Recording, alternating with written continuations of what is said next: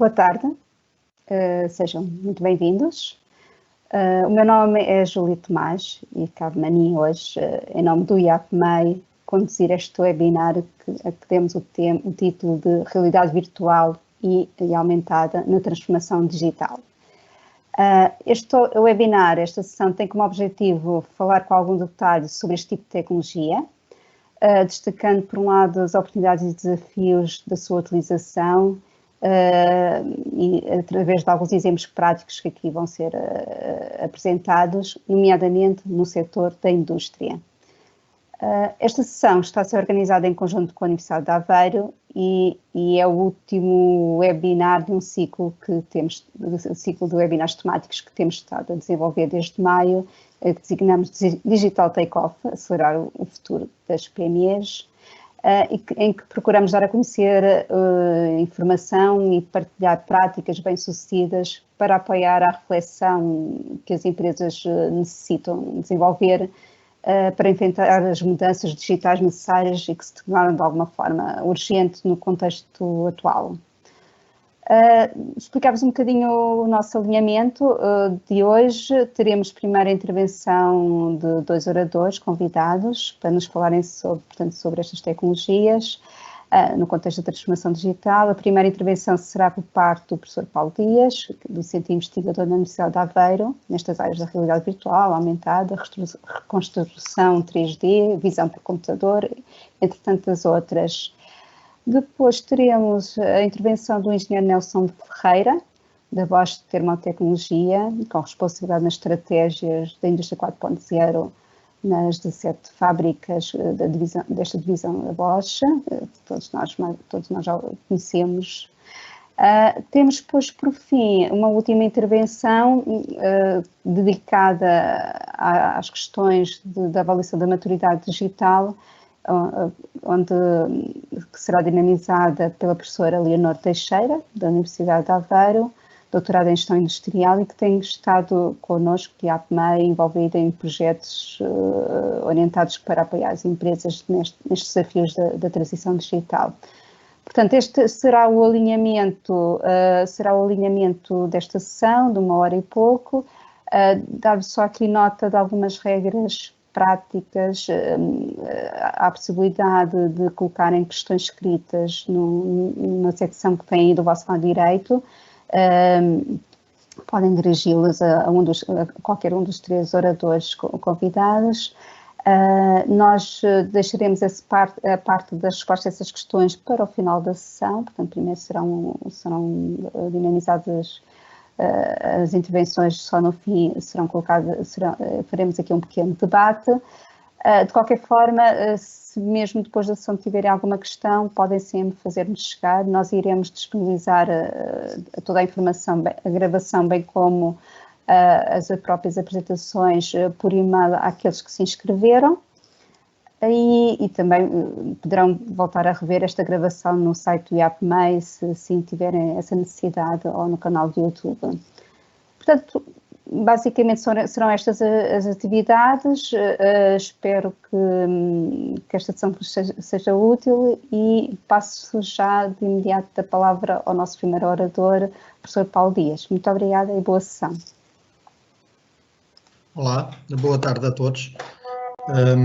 Eu chamo-me Paulo Dias e sou um docente da Universidade de Aveiro, no Departamento de Eletrónica, Telecomunicações e Informática, e nos últimos anos tenho desenvolvido alguma atividade na área da realidade virtual e aumentada, e nomeadamente tenho tido alguns projetos na indústria, e portanto o meu objetivo nesta curta apresentação, que eu penso que terá à volta de meia hora ou 25 minutos, é, por um lado, falar um bocadinho sobre o que é a realidade aumentada e a realidade virtual, mais especificamente até sobre a realidade aumentada, porque é a tecnologia que eu tenho usado mais no âmbito, digamos assim, dos projetos que nós temos sendo com a indústria. E depois desta pequena definição sobre os conceitos base, o que é a realidade aumentada, o que é a realidade virtual, o objetivo é mostrar alguns projetos que nós temos tido usando esta tecnologia, desenvolvendo primeiro no âmbito da investigação, mas com algumas aplicações também, tanto na parte industrial como na parte da educação. Portanto, a primeira coisa que eu gostava de dizer é basicamente quais são os vários graus que existem ao nível da realidade virtual e da realidade aumentada. Portanto, há alguma confusão, o que é realidade aumentada, o que é realidade mista, o que é realidade... E, portanto, o objetivo que eu tenho aqui com esta pequena apresentação, com este pequeno slide, que é baseado numa proposta do Milgram de 94, é basicamente mostrar que na realidade existem vários graus. Portanto, o primeiro grau neste gráfico, que é do lado esquerdo e que está aqui indicado, não é? É a realidade. Neste caso estão a ver uma fotografia do IETA, que é o instituto onde eu trabalho. Portanto, isto é a realidade palpável na qual nós vivemos todos os dias e na qual nós interagimos com objetos tridimensionais e conseguimos movimentá-lo. No outro extremo deste contínuo temos o ambiente virtual. Os ambientes virtuais são ambientes completamente criados em computador que não existem no mundo real. Portanto, aqui existe um modelo que por acaso é da Universidade de Aveiro, mas que foi completamente criado por computador e que poderia ser o modelo de um edifício que não existe. Só existe no formato digital ao nível do computador. A realidade aumentada, digamos assim, e a realidade mista como um todo, está entre estas duas realidades. Não é nem completamente real, nem completamente virtual e acaba por ser uma mistura. O primeiro grau deste contínuo é a realidade aumentada. E na realidade aumentada, a maior parte daquilo que nós vemos ainda é real. Portanto, aqui o que nós vemos é uma parede que existia no laboratório onde estávamos, mas depois são colocados alguns conteúdos virtuais, tipicamente em cima de marcadores. Já vou falar sobre isto novamente. Pois existe o degrau seguinte, estamos-nos a afastar da realidade e a aproximar do virtual, e nesse grau o que nós temos é uma coisa que se chama virtualidade aumentada. E neste exemplo, que é um exemplo tirado da literatura, o que nós vemos é um caso onde tudo o que nós vemos, que é basicamente este ecrã, é virtual, portanto temos uma série de conteúdo que não existe, mas continuamos a manter alguns elementos reais, que neste caso são, por exemplo, estas garrafas que aparecem em cima da mesa, está bem? E, portanto, a realidade mista acaba por ser este contínuo onde nós misturamos realidade com virtual, sendo que podemos estar mais perto da realidade na realidade aumentada ou mais afastado na virtualidade, está bem? Bom. Portanto, porquê é que a realidade virtual e a realidade aumentada são importantes? Eu, quando acabei o meu doutoramento em 2003, tinha trabalhado na área da reconstrução 3D. E a verdade é que nos nossos computadores já é muito comum ter informação 3D digital. Existem aplicações CAD, existem jogos que são tridimensionais.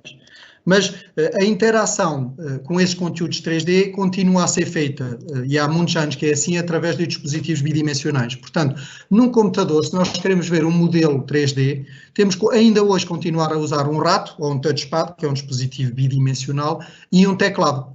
Estas tecnologias são as mesmas que já existem há 25 ou 30 anos, não é? E, portanto, eu, quando acabei o meu doutoramento na área da reconstrução 3D, comecei a trabalhar na área da realidade virtual e da realidade aumentada, porque acho que é a tentativa que se está a tentar fazer hoje para nos libertarmos um bocadinho do rato do teclado e conseguir interagir com os conteúdos 3D de uma forma mais natural, está bem? Se o rato e o teclado são muito bons dispositivos de interação, e eu costumo dizer que para trabalhar com Excel não me deem outra coisa, o rato e o teclado são excelentes, há casos ou situações, nomeadamente quando se utilizam conteúdos tridimensionais, onde se calhar conseguimos fazer melhor. E a realidade virtual e aumentada é isso que ela tenta fazer. Para cimentar um bocado estas ideias, vou-vos mostrar o primeiro projeto que tivemos com um aluno na Universidade de Aveiro em 2004 e 2005. Portanto, este projeto utilizava tecnologia já datada, não é, na altura, os primeiros jogos que existiam, e começava com uma demonstração que é o que chama o livro mágico, onde basicamente é colocado conteúdo tridimensional em cima de marcadores que são visualizados naquele livro que vocês veem. E porquê é que a realidade aumentada neste caso é interessante? Porque em vez de utilizar o rato e o teclado para movimentar os objetos tridimensionais, portanto, se eu me quero aproximar do modelo 3D ou quero rodá-lo ou vê-lo de outra posição, não preciso de usar combinações do meu teclado, o género control e o shift e o botão da esquerda, mas basta-me sim manipular o livro de uma forma natural, rodá-lo e aproximá-lo de mim. E isso é uma coisa que é natural para qualquer pessoa, inclusive as minhas filhas de 6, 7 ou 8 anos, que conseguem facilmente fazer isso. Neste projeto, na segunda parte, o que o aluno está a fazer agora é pôr no acelerómetro, que é esta coisa que ele tem na mão, que basicamente mede os movimentos para cima, para baixo, para a esquerda e para a direita. Eu costumo dizer que este acelerómetro, estamos a falar em 2004, é o avô da Wii. A Wiimote ainda não existia e a Wiimote, quando saiu, basicamente era um acelerómetro. E ele agora entrou num modo completamente virtual, onde já não vê nada de real, o livro desapareceu, portanto, o computador e estas paredes ele não as vê, mas sim está num ambiente completamente virtual, onde ele agora está a movimentar neste caso é no modelo da biblioteca da Universidade de Aveiro, e esse movimento é mais uma vez natural, porquê? Porque o andar para a frente ou para trás é feito através do levantar ou baixar a mão com o tal acelerómetro e o ponto de vista é controlado simplesmente pela orientação da cabeça. Portanto, se ele quer olhar para a esquerda ou para a direita, só precisa de rodar a cabeça.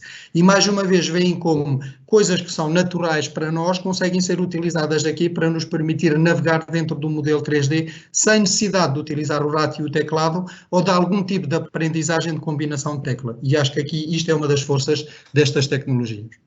Ok? Está bem. Um slide muito rápido só para dar alguma ideia dos valores que estão em jogo. Portanto, este é um slide que já tem alguns anos, é de 2015, não é? Mas mostra esta visão que estas tecnologias de realidade virtual e aumentada estão a crescer a uma velocidade muito importante e espera-se que elas venham a ter um impacto muito significativo do ponto de vista mesmo de dinheiro e de orçamentos e, portanto, começa a haver muito investimento nestas áreas, tanto ao nível do hardware como ao nível do desenvolvimento. Por acaso, este slide também para mostrar que nesta fase é muito interessante trabalhar nesta área, mas também é o desafio. Porquê? Porque a quantidade de tecnologia nestas áreas da realidade virtual e aumentada está a surgir muito rapidamente e está a evoluir muito rapidamente. Vocês estão a ver aqui uma série de equipamentos que nós compramos no meu laboratório nos últimos 5 ou 6 anos. Óculos de realidade virtual, alguns são ópticos e pode ser através, outros são baseados em telemóveis. E uma coisa que, por exemplo, é muito interessante aqui é referir, por exemplo, estes óculos aqui, são dispositivos que têm 6 anos de vida e que hoje em dia já nem sequer podem ser usados. Portanto, a evolução da tecnologia é tão rápida que esta tecnologia em 2 ou 3 anos fica ultrapassada e ou nós acompanhamos a tecnologia ou não conseguimos continuar a trabalhar nela. Portanto, por um lado é interessante porque é uma coisa onde as coisas estão a surgir e a evoluir muito rapidamente. Por um lado também é um desafio muito grande porque a própria tecnologia acaba por ter uma caducidade muito rápida e, portanto, temos que continuar a acompanhar e, de alguma forma, evoluir e também investigar estas áreas. E, portanto, desse ponto de vista também é um desafio, mas acaba por ser muito interessante trabalhar nesta área. Portanto, muito rapidamente, só para dar uma noção de que existem vários tipos de realidade aumentada e também tentar contextualizar as pessoas a esse nível. Eu gostava de dizer que, de acordo com um autor muito conhecido desta área, que é o Azuma, existem tipicamente 3 grandes características para se falar em realidade aumentada. Temos que combinar o real e o virtual, portanto já falámos, temos que ter elementos virtuais que aparecem ao nível do ambiente real. Temos de ter interatividade em tempo real, portanto não pode ser uma coisa partilhada de uma forma assíncrona, tem que ser feita em tempo real. E uma coisa também importante, que nem todos fazem, mas que é importante para a realidade aumentada, como eu defino e como ela é definida pelo Azuma, é ter um registro em 3D, portanto, que os modelos 3D que nós acrescentamos estejam de alguma forma alinhados com o mundo real. Também são 3 destas características. Para conseguir fazer este tipo de interações ou este tipo de realidade aumentada, existem várias alternativas. A primeira e a mais conhecida é a utilização de marcadores. Portanto, muitas vezes a realidade aumentada está associada a marcadores, estão a ver aqui alguns exemplos, não é? Que basicamente permitem à câmara saber a posição do mundo e colocar os objetos virtuais numa posição pré-definida. Tá bem? Portanto, existem muitos exemplos destas aplicações, tanto ao nível dos jogos como ao nível da promoção ou do marketing, já existe. Estes marcadores podem ser marcadores pré-definidos, que é o caso, por exemplo, deste caso onde usamos o AirToolkit ou a RUCs, que são marcadores conhecidos pré-definidos, ou podem ser também chamados marcadores naturais. E, por exemplo, aqui temos o exemplo onde a parte de trás de uma revista pode ser utilizada como marcador para depois colocar ambiente ou informação aumentada, neste caso está-se a pôr, por exemplo, o Enterprise de uma nave espacial. Mas, portanto, aqueles marcadores podem ser pré-definidos ou podem ser também marcadores naturais e, de alguma forma, fundir-se com a realidade. Outra tecnologia que é muito utilizada é a utilização da realidade aumentada com GPS, ou seja, sem marcadores. Um dos exemplos paradigmáticos desta tecnologia é o Pokémon Go, onde basicamente o que nós fazemos é utilizar a tecnologia do telemóvel para saber qual é a minha localização e qual é a minha orientação. E, portanto, sabendo que eu estou aqui, graças ao GPS, a apontar para aquele edifício, consigo colocar alguma informação de contexto. É o edifício tal, ou o boneco está naquela posição e outro boneco está naquele. Tipicamente, hoje em dia, isto funciona quando estamos a alguma distância dos objetos ou quando não precisamos de muita precisão, porque o próprio GPS tem algum erro associado e, portanto, aqui o alinhamento acaba por ser grosseiro. Mais recentemente, também já surgiram tecnologia para fazer tracking através ou de câmaras tridimensionais de profundidade ou através das próprias câmaras, de conseguir dar uma noção da nossa posição sem precisar de marcadores e, portanto, já começa a haver alguma realidade aumentada que é feita sem marcadores e que nos permite, de alguma forma, acompanhar o mundo sem essa necessidade de marcadores, ok? Isso é feito com alguns toolkits, como o AirCore, o AirKit, o Google Tango, que agora está descontinuado. Outra realidade aumentada que é muito importante na área da indústria é a chamada SAR, ou então a realidade aumentada projetada. E aqui tem alguns exemplos. Este é um exemplo de um sandbox, onde se projeta a posição, por exemplo, de chuva ou de lagos e escavando a areia consegue mudar a configuração da topografia. Aqui tenho um exemplo de marketing onde é projetada informação em cima de uma sapatilha e aqui um exemplo que já é muito usado na indústria, que é aquele da projeção através, por exemplo, de lasers para indicar posições de furos ou posições onde tem que ser feitas alterações. Portanto, neste caso, a vantagem é que a realidade aumentada não obriga a ter, digamos assim, hardware adicional ou andar com hardware adicional com o óculos porque é projetado. Tem que ser numa posição pré-definida, bem conhecida. Portanto, no tempo que me resta da apresentação, o que eu gostava agora era mostrar alguns vídeos e alguns exemplos de trabalhos que temos feito na indústria e com vários parceiros ao nível da utilização da realidade aumentada. E nós temos trabalhado, nomeadamente, em aplicações para apoio à manutenção, aplicações para apoio ao controle de qualidade e algumas aplicações para colaboração remota. Tudo isto começou há uns 5 anos atrás e na altura nós estávamos a fazer algum trabalho na área de realidade aumentada contínua e, portanto, neste exemplo estamos a usar o Google Tango, que é um dispositivo que, entretanto, foi descontinuado, a tal caducidade rápida dos elementos, e aqui o que nós estávamos a fazer era uma experiência na altura do Halloween, onde conseguíamos colocar conteúdo da realidade aumentada que era sempre apresentado e, portanto, à medida que o aluno aqui se movimentava, aparecem setas a indicar a direção e o objetivo da tarefa que ele tinha que fazer aqui era apanhar as várias abóboras. A grande vantagem aqui é que não temos marcadores e a realidade aumentada é contínua, está sempre à nossa volta, conseguimos ter sempre coisas aumentadas. Então podem dizer, para que é que serve apanhar abóboras? Nós pegámos nesta ideia e fizemos uma adaptação para um projeto que nós temos com a Bosch, com o Nelson Freire, que vai falar já a seguir, que conhece bem, que é o Smart Green Home. E o que nós definimos aqui foi dizer, vamos usar esta ideia para distribuir as interfaces no mundo. E, portanto, aqui do lado esquerdo, o que vocês estão a ver, estamos a colocar uma interface, neste caso é uma planta de uma casa onde podemos ligar e desligar as luzes, que é colocada em cima daquela mesa. Portanto, o vídeo está a voltar a arrancar. Isto é uma fase de configuração. E, portanto, o que nós permitimos, que é o que se vê agora do lado direito, é que eu possa agora circular dentro da casa com estas interfaces distribuídas. Peço desculpa, já passei à frente. Já lá vamos.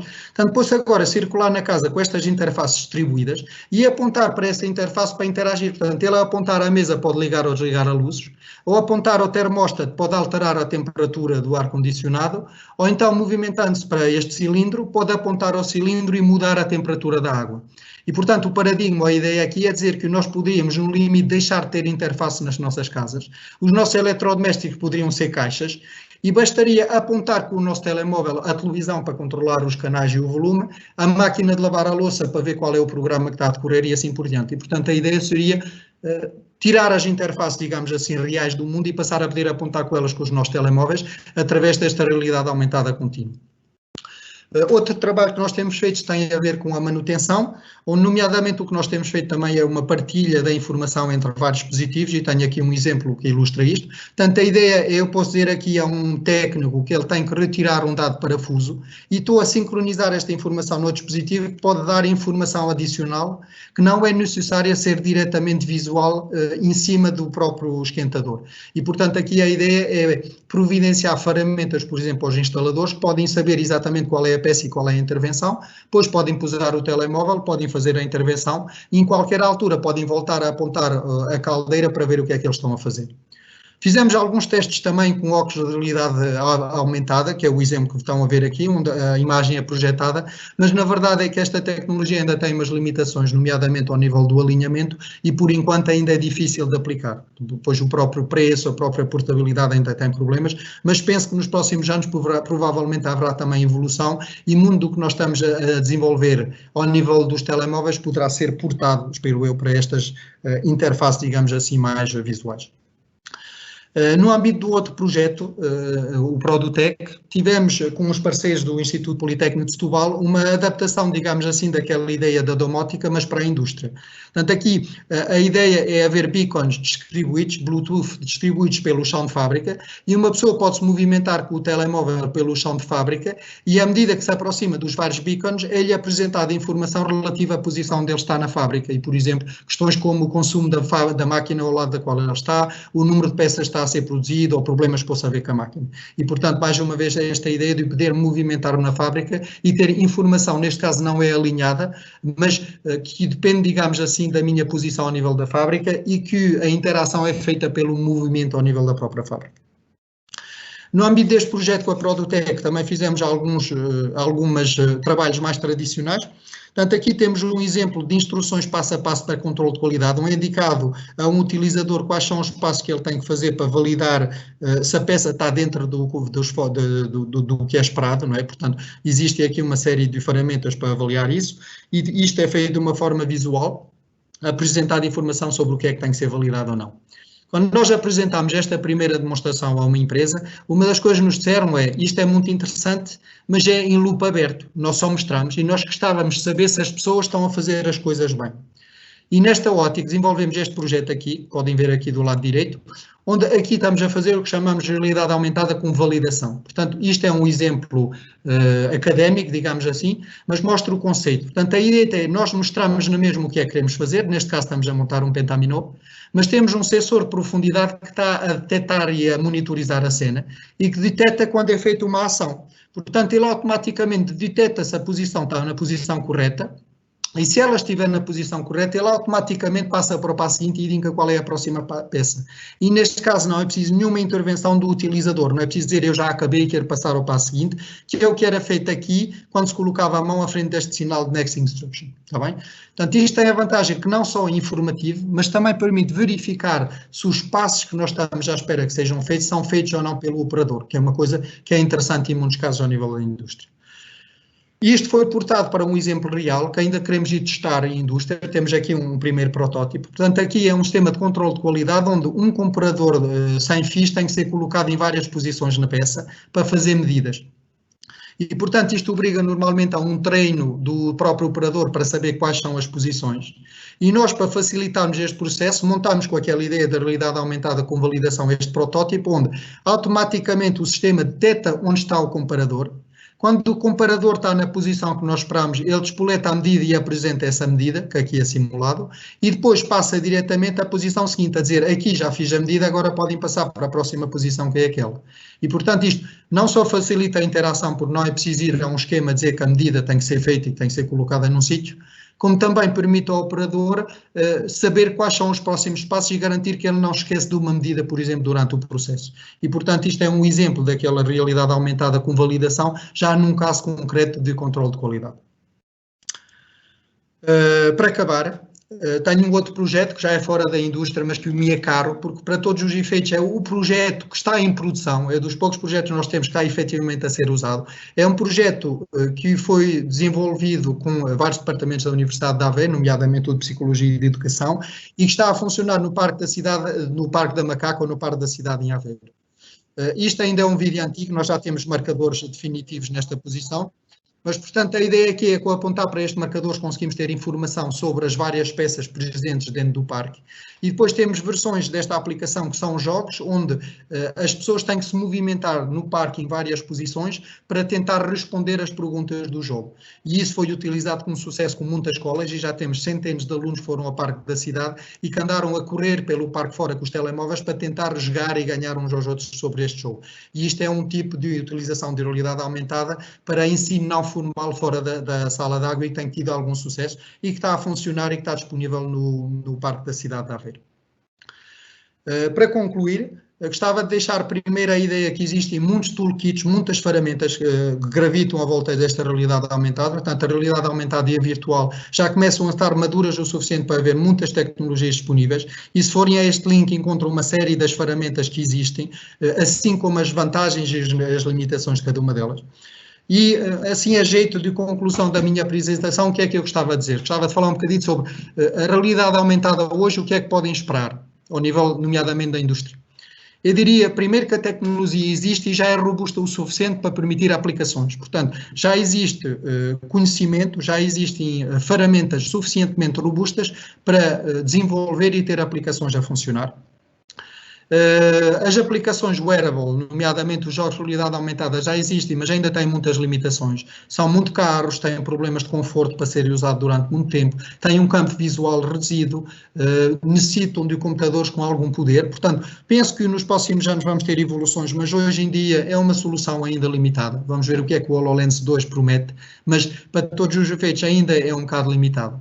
E penso que alguma das limitações à adoção destas tecnologias de uma forma mais, digamos assim, massificada na indústria é, por um lado, mudar o paradigma da documentação. Portanto, um dos entraves que nós temos é que muitas vezes a documentação ainda é produzida em papel e, portanto, quando nós desenvolvemos uma destas aplicações, nós necessitamos de desenvolver toda a parte de modelação dos modelos, das instruções, que existem no papel, mas não passam para o 3D e têm que ser feitas por nós, e isso envolve desenvolvimento e custos que para uma massificação ainda são elevados. Portanto, se conseguimos passar de um paradigma onde as próprias indústrias já produziriam, digamos assim, a informação e a documentação em formatos 3D fáceis de adaptar, poderia provavelmente facilitar a adoção destas tecnologias. E depois, uma área onde nós trabalhamos muito também é a melhoria da própria interação com estes dispositivos. Portanto, a necessidade de interagir no ar ou de interagir em várias localizações ou com dispositivos móveis são tipos de interações diferentes daquelas às quais nós estamos habituadas, que podem ter que combinar várias interações, como o gesto e as voz, e onde ainda há espaço para investigar e encontrar novas formas de fazer isto. Portanto, diria que isto é um bocadito o status quo de como está a realidade aumentada hoje, o que é que se pode esperar e algumas das limitações que nós encontramos quando desenvolvemos estes projetos, nomeadamente com a indústria. Portanto, aqui só 2 slides mesmo para acabar, um a referir a alguns dos projetos dos quais eu falei ao longo desta apresentação, portanto, tem alguns deles com a indústria, outros com institutos da própria universidade. E para concluir esta apresentação, também lembrar as várias pessoas que têm trabalhado nestes projetos e nestas áreas comigo ao longo dos últimos 15 anos, não é? Tanto vários docentes da Universidade de Aveiro ou de outras, e muitos alunos, sejam eles ao nível das disciplinas ou ao nível dos mestrados, não é? Portanto, há aqui uma série de nomes, espero não me esquecer de ninguém, mas só para mostrar que efetivamente nestes últimos anos nós temos feito muito trabalho e temos envolvido muita gente nestas áreas. Para acabar, agradecer a todos por terem visto esta minha apresentação e deixo-vos aqui o meu e-mail. Penso que esta apresentação será depois partilhada e, portanto, se tiverem alguma dúvida ou quiserem contactar-me de alguma forma, por favor, estejam à vontade para fazê-lo através do meu e-mail. Agradeço mais uma vez a vossa presença e vou agora passar a palavra ao Nelson Freire, que irá falar um bocadito destas tecnologias, mas já do outro lado mesmo da indústria, o que é que já existe e como é que pode ser usado, nomeadamente ao nível da Bosch. Obrigado mais uma vez. Obrigado, Paulo. Gostaria de agradecer o convite que foi endereçado pelo IAPMEI e também a participação dos restantes inscritos. A realidade virtual é aumentada na transformação digital, é o tema para hoje, mas temos também a questão de como aplicar esta mesma realidade virtual na indústria, que é sempre um ponto interessante, porque muitos dos casos que vemos, dos use cases que vemos, são mais aplicados aos use cases mais lúdicos ou pedagógicos, mas na indústria vemos também um potencial, ora só um momento.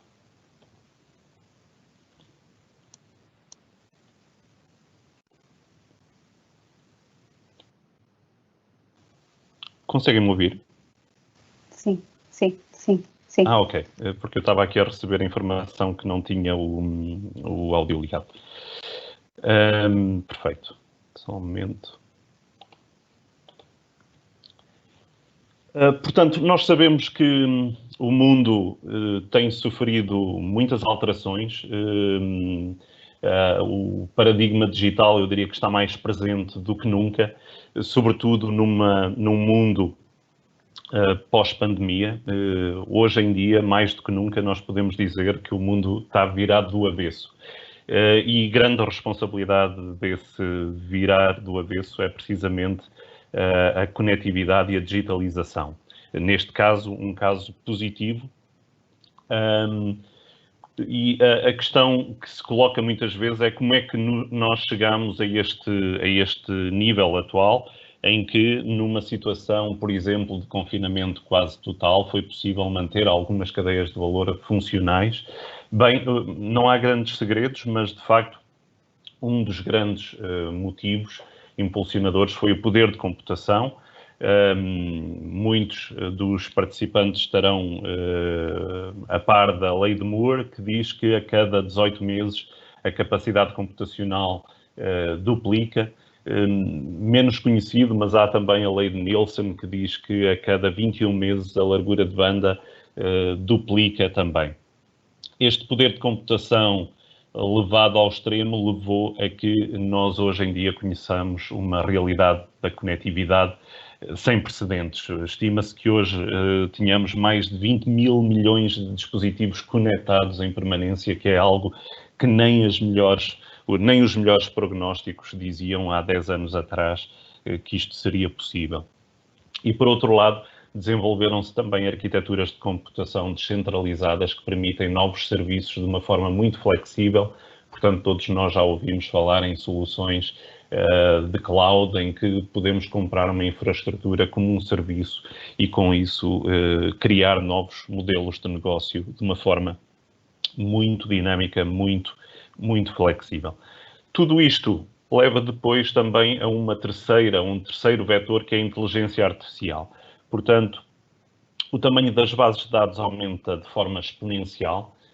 Se falarmos só em utilização, estes 20 mil milhões de dispositivos conectados, naturalmente, tipicamente, recolhem informação, quer quando estamos cientes disso, quer quando não estamos cientes. Basta usarmos a internet para os dados das nossas procuras serem armazenados e serem usados dessa forma para explorar novos modelos de negócio. A própria tecnologia, apesar da inteligência artificial ser uma tecnologia já com umas décadas de existência, a própria tecnologia está em evolução, e assistimos aqui quase uma mesma regra do que vimos com o poder de computação. A cada 30 meses assistimos à duplicação do tamanho das redes neuronais, o que permite novos algoritmos e novos modelos de negócio mais eficazes do que aquilo que conhecíamos até então, e o próprio desenvolvimento de algoritmos que permitem ter melhores taxas de sucesso nos modelos preditivos que são usados depois em modelos de machine learning ou de inteligência artificial. A Bosch, como é que ela se posiciona neste mundo muito dinâmico? Tem um posicionamento dual. O que é que isto significa? A Bosch, por um lado, é um fornecedor de soluções e não é tão conhecido, mas a Bosch é um dos grandes fabricantes de sistemas de automação, com a Bosch Rexroth. Há pouco estávamos a falar, o Paulo Dias estava a falar em acelerómetros. A Bosch é um dos maiores fabricantes mundiais de acelerómetros, estando presente quase na totalidade dos telemóveis que temos hoje em dia, para além depois de toda a utilização que se adivinha na área automóvel e eletrodomésticos, etc. Portanto, é um fornecedor de soluções, mas também é um utilizador privilegiado dessas mesmas soluções industriais. Com mais de 270 fábricas no mundo inteiro, acaba por um lado, utilizar estas soluções que são desenvolvidas, por outro lado, quando existem novos requisitos, acaba por ser a própria Bosch a alimentar novas soluções que posteriormente chegam também ao mercado. Um dos exemplos é este produto, que é o Nexeed. O Nexeed é um produto que nasceu de necessidades de há 30 anos a esta parte. Portanto, há 30 anos a Bosch chegou à conclusão que necessitava de melhorar os sistemas de informação das suas linhas de montagem e, face dessa necessidade, desenvolveu aquilo que hoje em dia é um produto comercial e que eu gostaria de partilhar aqui um vídeo convosco para poderem perceber um pouco melhor o que o Nexeed permite fazer. Bosch Connected Industry. Holistic Industry 4.0 solutions from a single source. Nexeed has one main goal: to support our customers in connecting their value stream. The Nexeed software solutions make sure that product process and logistics data of all machines and systems is used for continuous optimization. From procurement, through production, to the end customer. We can connect all Nexseed solutions, further Bosch solutions, and third-party applications. Nexseed makes it easy to get started with the connected factory. Bosch is both leading user and leading provider for Industry 4.0. In line with this strategy, we validate our Nexseed solutions internally before we offer them to our external customers, who profit from the experience of more than 270 Bosch plants all over the world. Nexseed, Industry 4.0 software from a single source. Bosch.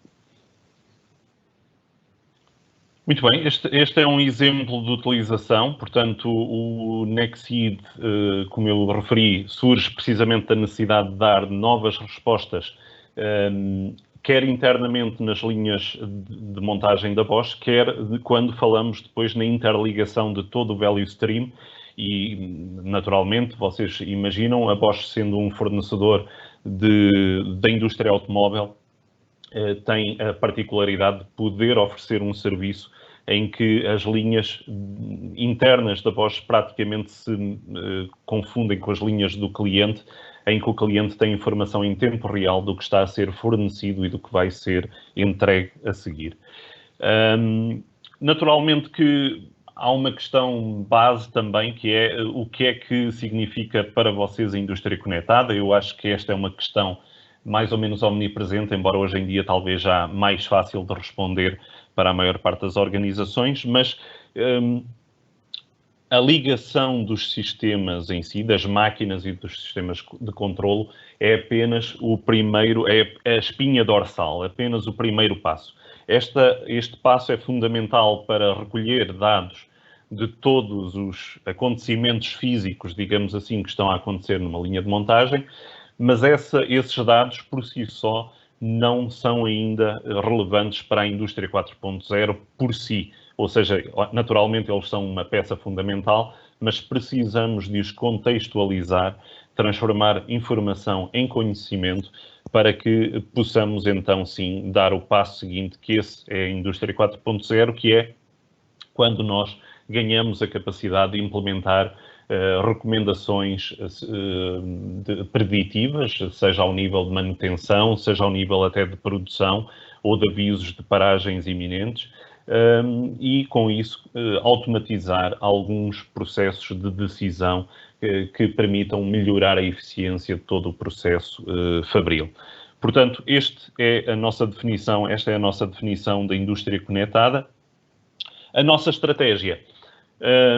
Há cerca de 3 anos, quando eu entrei nesta área, vindo da área de desenvolvimento de produto, uma das questões que se colocou foi onde é que nós vemos o nosso futuro na área da manufatura. Portanto, eu diria que historicamente nós vemos 2 mundos. O mundo do negócio, que é muito baseado em sistemas IT, servidores, bases de dados, sistemas ERP, processamentos até em Excel, Access, seja outros softwares mais analíticos. E depois tínhamos o mundo mais físico da manufatura, naturalmente com automação, etc. Mas o que nós dizemos é que os processos vão evoluir naturalmente de uma forma incremental, começando de uma base mais, nós dizemos, human triggered, portanto, com intervenção humana, mas que vão evoluir para um processo um pouco mais automático, já com inputs automáticos vindos de máquina, adicionalmente evoluir a seguir para processos que usam inteligência para implementar alguns automatismos e, finalmente, a inteligência levada ao limite com utilização disseminada de inteligência artificial e até processos baseados em Natural Language Processing, portanto, podermos dialogar com máquinas de forma natural. Portanto, automação de processos naturalmente, na parte mais basilar dos processos tal como os conhecemos, Seguidamente, avançamos então para sistemas de MES, portanto, Manufacturing Execution Systems, isto de um lado mais da manufatura, também Business Process Automation do lado mais de negócio. Finalmente, num modelo já de inteligência adicional, falamos em algoritmos de aprendizagem, portanto já a utilização de Machine Learning, eventualmente Deep Learning quando necessário, melhoria contínua em toda a organização com base em Data Analytics, e finalmente aquilo que nós dizemos é que caminhamos todos para um futuro daquilo que nós chamamos a organização orquestrada, onde aí sim a inteligência artificial será quase omnipresente, com todos os processos principais e core ligados entre si, e aí o que dizemos é que este será o mundo da hiperconectividade. Isto foi a estratégia que nós definimos, como eu disse, aproximadamente há 3 anos. No final do ano passado foi curioso porque a Gartner, que normalmente estabelece as grandes tendências tecnológicas para o futuro, estabeleceu um termo que eles cunharam curiosamente de hiperconectividade também ao nível do negócio, como a grande tendência para os próximos 5 anos. Portanto, de alguma forma, há um total alinhamento com esta estratégia que nós próprios definimos para a nossa visão de indústria 4.0. A questão que surge normalmente, e é uma pergunta muito comum, mesmo dentro da Bosch, e que me colocam com alguma frequência, é: Nelson, mas nós vemos tanta tecnologia a aparecer, qual é a próxima grande tecnologia, aquela que nos vai permitir dar um novo grande salto? E a resposta talvez não seja muitas vezes aquela que nós esperaríamos, mas que vocês entenderão seguramente que é fundamental, que são os nossos colaboradores. Todos nós, as pessoas que trabalham em qualquer organização, são de facto a grande tecnologia, e perdoem-me o termo, nós não somos apenas uma tecnologia, mas somos de facto a tecnologia mais completa que alguma vez foi desenvolvida até agora. E quem tiver alguma informação em contrário pode me contactar diretamente, mas efetivamente nós somos uma máquina biológica absolutamente impressionante, e é necessário assegurarmos que os nossos colaboradores, as nossas pessoas, as nossas equipas continuam dotadas de competências capazes de acompanhar esta evolução. As capacidades digitais, estas capacidades digitais são necessárias em todas as áreas funcionais. Essa é outra questão muitas vezes colocada. Não apenas as áreas mais tecnológicas, mas nós podemos acompanhar o ciclo completo de negócio, desde vendas e marketing, naturalmente processos de engenharia e desenvolvimento de produto, produção, processos de negócio, todos eles necessitam de estar alicerçados em dados, poderem fazer toda a sua analítica de forma a conseguirmos fornecer melhores serviços ao cliente e serviços mais competitivos em menor tempo e com menor esforço. Portanto, estas capacidades digitais acabam por ser transversais a todas as áreas de uma organização.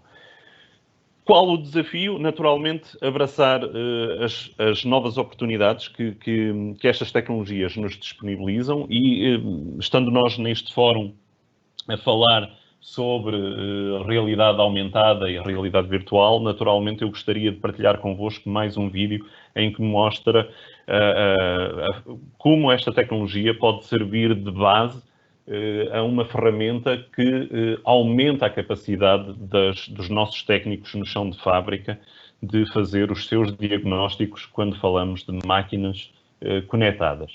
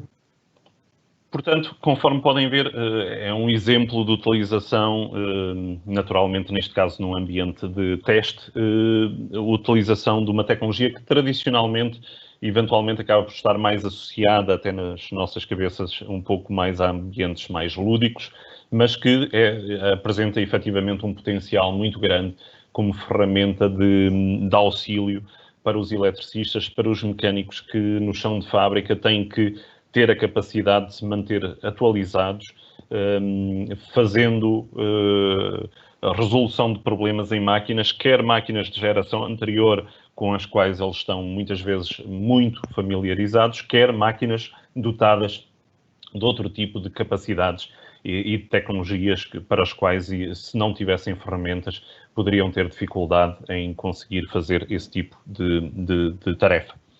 Portanto, a escolha acaba por ser esta, a nossa abordagem à tecnologia, como é que queremos, se somos nós seguidores ou queremos modelar de alguma forma o futuro. Essa é a nossa visão, queremos efetivamente estar na linha da frente, mostrando o caminho, quer internamente dentro do Grupo Bosch, quer também em parcerias com outras empresas.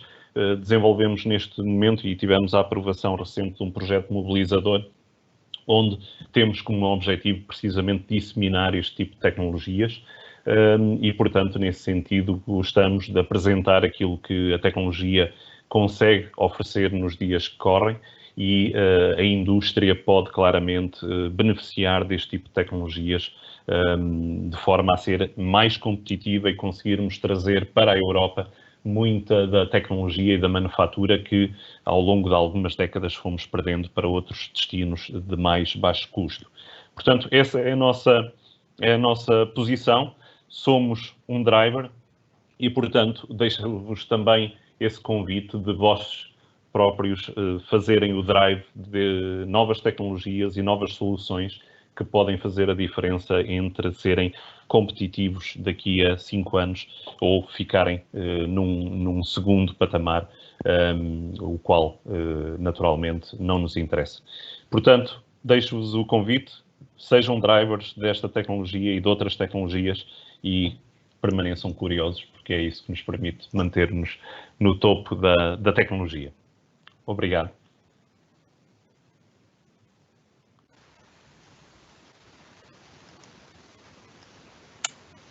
Obrigada por esta partilha de iniciativas e práticos. Reparo que ainda não temos do nosso lado nenhuma questão prática, se calhar ainda é necessário um bocadinho mais de tempo para refletir sobre os exemplos e sobre aquilo que foi aqui desenvolvido. Por isso, convido-vos a fazer as questões que considerem ou sobre elementos que considerem que não ficaram tão claros ou gostariam de ver esta explicação noutros contextos. Estaremos aqui depois na parte final deste webinar para tentar clarificar alguma situação, algum elemento. Então, de seguida, passo a palavra à professora Leonor Teixeira, que nos vai falar um pouco sobre a importância de nós definirmos e avaliarmos a maturidade digital das nossas empresas e, assim, a partir desse diagnóstico, desse ponto de partida, conseguirmos identificar as estratégias para irmos caminhando para um nível de maturidade na área digital. Então, passo a palavra. Muito obrigada. Muito obrigada. Boa tarde a todos. Sou a Leonor Teixeira, como acabei de ser apresentada. O tema que vos trago aqui hoje não é particularmente novo. Vou apresentar a ferramenta de avaliação de maturidade digital que vem sendo apresentada ao longo dos vários webinars. Sendo hoje o último webinar deste ciclo, permitam-me fazer um agradecimento aos parceiros desta iniciativa, ao ISQ, ao IAPMEI, Universidade do Minho e Politécnico de Leiria, e um agradecimento especial às minhas colegas do back-office que estiveram comigo na organização desta iniciativa do lado da Universidade de Aveiro, Celeste Varum e Carmen Guimarães.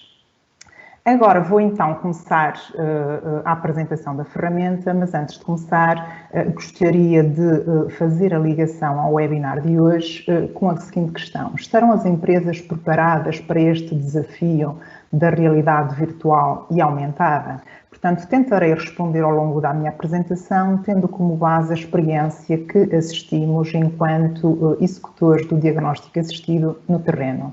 Sendo assim, a apresentação irá incidir sobre a ferramenta de autodiagnóstico. Numa segunda parte da apresentação, irei falar sobre alguns resultados piloto deste exercício e, ao longo da apresentação, sempre que possível, chamarei então a experiência para ver se realmente esta tecnologia é das mais presentes ou das menos presentes nas organizações, nomeadamente na pequena amostra que temos aqui.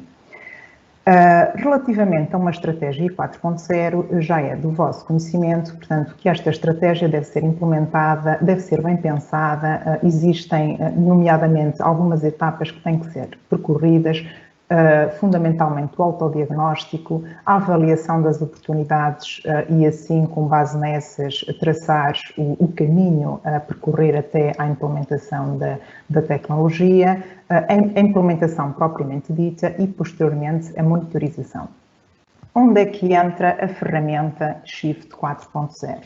Basicamente, ela pode auxiliar neste processo na etapa do autodiagnóstico. Portanto, é a primeira etapa onde as empresas avaliam o seu estado de maturidade atual. Pode também ajudar na parte da monitorização, portanto, ou seja, verificar se as empresas estão ou não a atingir os objetivos traçados previamente. Em termos de estrutura da ferramenta, portanto, também já não é novidade, portanto, a ferramenta tem mecanismos de input e de output. Ao nível do input, não é mais do que um questionário, portanto, que os administradores ou gestores, alguém da empresa que vai responder ou que quer ver, avaliar a maturidade da sua empresa, deve responder. O output principal é o relatório de autodiagnóstico que complementa não só o nível de maturidade, mas também algumas orientações genéricas que podem ser úteis para traçar o roadmap.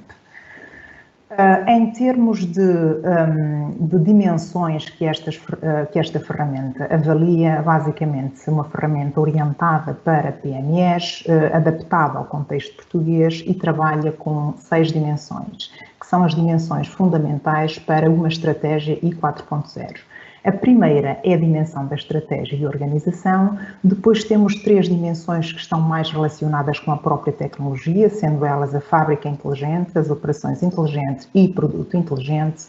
Depois temos uma dimensão que já tem a ver e já requer algum nível de maturidade tecnológica, que são os serviços baseados em dados, ou seja, nós só conseguimos ter dados se eles forem recolhidos automaticamente e a partir desses dados é possível gerar determinados serviços adicionais.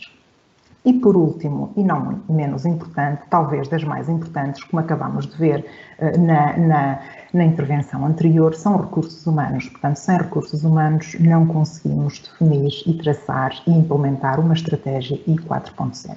Portanto, esta ferramenta avalia estas 6 dimensões. Em torno destas 6 dimensões existem determinados eixos que nos dão objetivos mais específicos. Em termos do output, a ferramenta devolve alguma informação gráfica. Eu realço este gráfico que está aqui, um gráfico radar, onde nós podemos ver no centro do gráfico uma indicação numérica. Essa indicação numérica é a referência ao nível de maturidade da empresa, que pode ir do 0, que é o nível 0 é 100 competências I 4.0, e o nível 5, que é o executor de topo, portanto, o nível mais alto. Em torno do gráfico podemos ver também alguns elementos que nos permitem orientar para quais são as dimensões e os eixos que mais contribuem e que menos contribuem para aquele nível de maturidade. Esta ferramenta está orientada para avaliar a transformação digital no momento zero, portanto o momento zero é aqui indicado como aquele momento a partir do qual a empresa faz a avaliação e quer implementar uma estratégia 4.0, portanto é o ponto de partida. No entanto, há partes da ferramenta onde a empresa pode definir objetivos a alcançar num determinado período de tempo e a ferramenta indica quais são, digamos assim, as orientações, com base em orientações genéricas, indica o que é que a empresa poderá fazer para alcançar esse momento futuro de maturidade. Portanto, com base nessas orientações, a empresa terá que fazer o seu roadmap. Agora, falando um pouco dos resultados que temos com base neste exercício. Portanto, esta ferramenta foi aplicada ou foi utilizada por um conjunto alargado de empresas. Este relatório contempla apenas 64 empresas pelo facto de serem empresas que usaram a ferramenta e tiveram acesso ao autodiagnóstico da ferramenta, mas paralelamente tiveram um diagnóstico assistido que foi uma equipa de consultores a deslocar-se à empresa e a avaliar, não só a confirmar ou a corrigir o autodiagnóstico e também, em determinadas situações, a dar algumas orientações que pudessem ser úteis para as empresas traçarem assim o seu roadmap. Em termos de resultados propriamente ditos, portanto, estas 64 empresas estão maioritariamente localizadas no centro do país e no norte, são maioritariamente PMEs, sendo que um quarto das empresas, ou um pouco menos, 23%, foram representadas por empresas de grande dimensão. Resultados mais objetivos que encontramos. De facto, a maior parte das empresas conhece o conceito de 4.0, no entanto, ao nível da sua implementação ainda se verificou algum desconhecimento, ou seja, não sabia muito bem por onde começar, portanto, qual era a estratégia para implementar com sucesso este tipo de ferramentas. Em termos de objetivos, as empresas sabem muito bem o que é que pretendem com a implementação I 4.0 e estes objetivos também não são novidade, pois elas querem aumentar as receitas e aumentar a eficiência dos seus processos. Em termos do nível de maturidade propriamente dita, portanto, uma grande maioria, 52%, tem um nível de maturidade, ou teve um nível de maturidade na altura de 1 e uma parte também significativa, representada por 27%, um nível de maturidade 0. Nenhuma empresa atingiu um nível de maturidade 4, nem 5, e apenas 2 um nível de maturidade 2.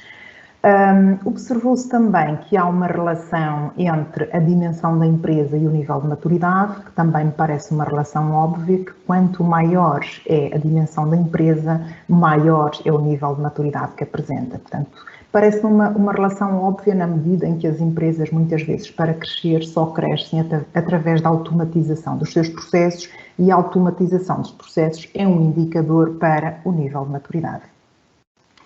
Em termos de dimensões que mais contribuíram para o baixo nível de maturidade, portanto, tem-se assim a dimensão dos serviços baseados em dados, dos produtos inteligentes e a dimensão de fábrica inteligente. Portanto, estas dimensões também não causaram grande estranheza na medida em que são dimensões que dependem de outra maturidade digital para se alcançar. Por exemplo, os serviços baseados em dados. Nós não conseguimos ter este tipo de serviços se não tivermos uma digitalização já quase a 100%. Ou seja, nós temos que ter os dados têm que ser recuperados facilmente e a informação também. E eu diria que o tema de hoje do webinar, a realidade aumentada e virtual e aumentada, eu diria que também requer algum nível de maturidade das empresas. Portanto, há algumas tecnologias que nós podemos começar, portanto, quase do zero, a implementá-las, mas há outras que requerem alguma implementação prévia. E nesse caso, não sendo eu da área, não é? Mas parece-me que poderá ser um tipo de tecnologia que requer já alguma maturidade digital ao nível das empresas. Observou-se também que as empresas têm grande vontade em aumentar a maturidade nas suas diferentes dimensões, sendo que a dimensão de operações inteligentes e recursos humanos são aquelas que atingem maiores valores, mas neste momento também são as dimensões onde as empresas estão ligeiramente melhores a nível de maturidade.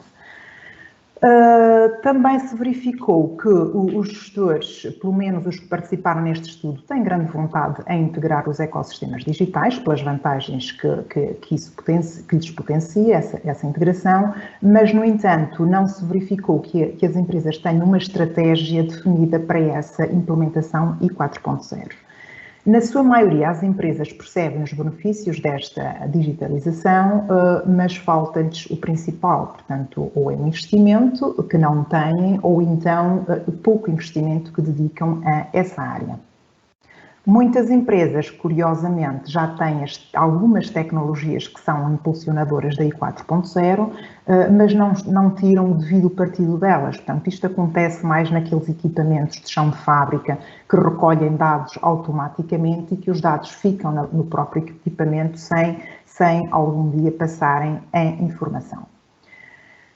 Com isto, e para terminar, gostaria de dizer que a vontade, portanto, em aprofundar o conhecimento por parte do consórcio que está na base desta iniciativa foi tão grande que os levou a pensar, portanto, a repensar o projeto por forma a criarem-se instrumentos diferenciadores em termos setoriais e de dimensão e assim poder promover a sensibilização para a digitalização e para a criação de mecanismos facilitadores à adoção destes conceitos e poder igualmente contribuir para ajudar as PMEs nesta área da digitalização.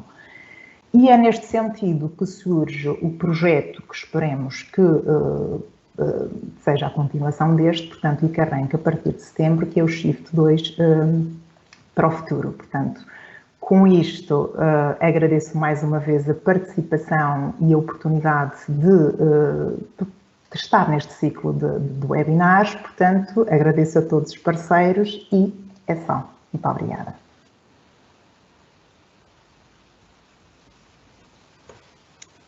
Obrigada pelas três intervenções que aqui tivemos nesta hora. Estou aqui a olhar para as questões, temos aqui duas questões.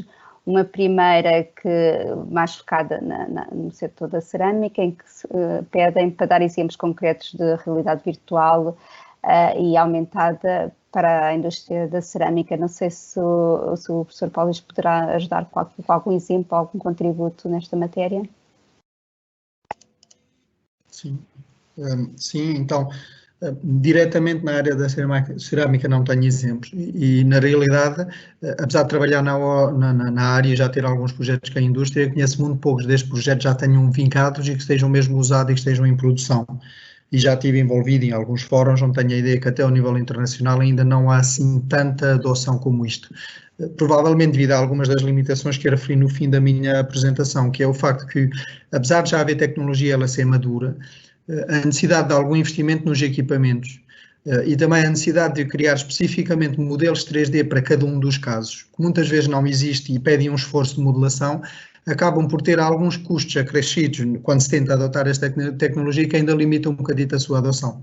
Portanto, apesar de achar que esta tecnologia pode ser usada em uma mais-valia em qualquer tipo de indústria, a cerâmica como automóvel ou como outra qualquer, existem ainda estas limitações tanto do investimento inicial como da necessidade da criação dos conteúdos 3D que acabam por ainda dificultar um bocadinho esta adoção e, portanto, como sempre, eu penso que leva algum tempo de adaptação, nomeadamente esse shift de ter documentação em papel ou digital para passar a ter documentação que tem informação tridimensional associada que é necessária para este tipo de tecnologia. Portanto, eu penso que nos próximos anos isso irá começar a acontecer aos poucos e começaremos a ver essa adoção na indústria real.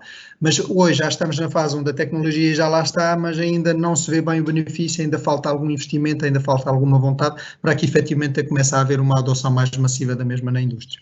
E penso que isto responder em parte à sua pergunta, pelo menos. Obrigado. Obrigada. Tenho também aqui uma outra questão. Eu já volto assim novamente, temos aqui mais outra questão, mas pediria então ao engenheiro Nelson, porque é uma questão relativamente à Bosch, que nos questionam se a Bosch já tem nos seus quadros pessoas com conhecimentos nestas tecnologias ou como procede para explorar estas tecnologias no seu contexto. Certo. Portanto, nós temos aqui várias realidades, não é, dentro da Bosch. Portanto, por um lado, A solução que vimos neste vídeo, no segundo vídeo que apresentei, é uma solução comercial e aí estamos a falar de uma equipa que é a Bosch Connected Industry, nós chamamos internamente BCI, que desenvolve o software Nexeed, e aí existem pessoas com know-how em realidade aumentada. A nível depois nacional, no panorama português, a Bosch tem 3 fábricas, portanto a Bosch em Aveiro, divisão termotecnologia, onde eu estou inserido, a Bosch de Ovar com sistemas de vigilância e sistemas de videoconferência, e depois em Braga com uma outra divisão que é a Automotive Electronics. Portanto, tudo o que falamos de controlos, velocímetros para automóvel, sistemas de GPS, etc. Portanto, em Ovar, tendo a Bosch aí a responsabilidade de desenvolvimento de soluções de videovigilância, tem também nos seus quadros pessoas com know-how em realidade aumentada e virtual. E está a desenvolver, inclusive, projetos com bastante interesse nessa área. E, portanto, o que nós fazemos é articulamos nestes projetos, quando há necessidade de conhecimentos transversais, criamos equipas transversais também entre as 3 fábricas, de forma a tirar o melhor e ter as competências que são necessárias para depois explorar a tecnologia. Portanto, a resposta é sim, temos, dependendo depois da fábrica, temos recursos alocados com essa capacidade específica. Bem, obrigada. Uma outra questão de uma empresa que refere que tem desenvolvido soluções de realidade virtual e aumentada para a comunicação e que estão atualmente a fazer mais investimentos nesta área e, portanto, questionam também gostariam de ver mais exemplos de aplicações pela indústria nacional para perceber um pouco melhor o panorama atual. Portanto, gostariam de ter aqui mais alguns exemplos.